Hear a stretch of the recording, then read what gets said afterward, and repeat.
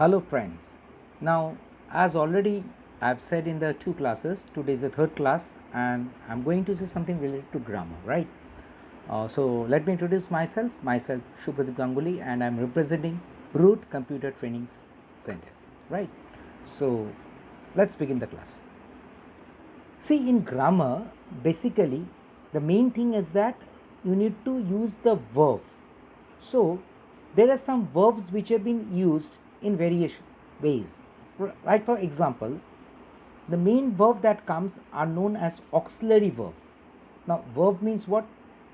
Verb, the doing words are called the verb. Okay. I go, I eat, I play, right? In auxiliary verb is used to form the tenses, moods, voice, etc. of other verbs. So what happens when we use the auxiliary verb? It represents the form of tenses, moods, and voices. Now, I'll give you a list of auxiliary verbs. I hope that you would note it down. Okay. The first one of auxiliary verb, very common, everyone knows about it. Be means be verb. Then comes will, would, obviously the future part, have, must, do, ought, can, could, used, may, might, need, shall, should, dare. Now these are also sometimes known as special verbs because these are used in special circumstances. When you use it, these particular things are generally formed into the special necessary part, means you are not using each and every time. Like for example, if I tell about the simple thing is a be verb. Uh, the be verb is generally used, like for example, you directly cannot put the word be over there. He is working, I was writing. Now the be verb is being used over here when it indicates something. Now be verb doesn't mean that be particular word will come over here.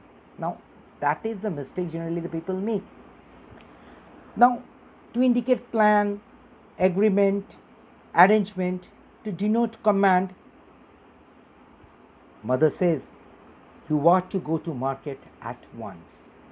Remember the word, you are to go to market. Like this we also used, be is also used in the past tense with the perfect infinitive to indicate an arrangement. Next comes, because we are running short of time, have. Now have is used in formation of perfect tense. I have to be there by 5 o'clock. So I have to be there by 5 o'clock. So I'm mentioning the time over there. Do. Does he work? He doesn't work. So do verb is coming. Do doesn't means only will put the word do. Or you can use it. Do you know him? It's a very easy kind of thing. Now can.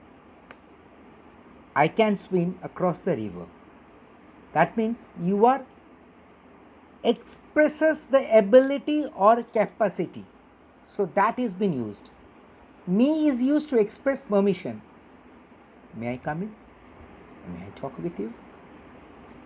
May is used to express possibility. Sometimes this possibility is being used. The lockdown period may end in June. So it's a part of a possibility, right? I hope you are able to understand. Do note a thing, whenever I say it, just note it down. Shall is used in the first person and will is used in the second and third to express pure future, means it's been used in the future part. Tomorrow will be Sunday. This is the thing. He shall not enter my house again. Should and would are used as the past of shall and will. I expect that I should get good marks in English. You should obey the laws. It should rain. They will not come. So next comes must and ought. We must obey whatever sir tells us.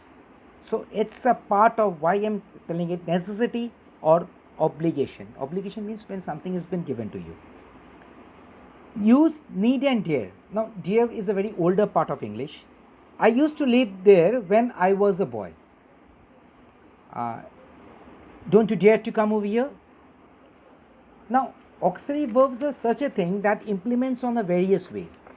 So, what I have said, I would request you people just hear it twice or thrice, revise it properly, go through it, jot down the points, and try to use it in the spoken part.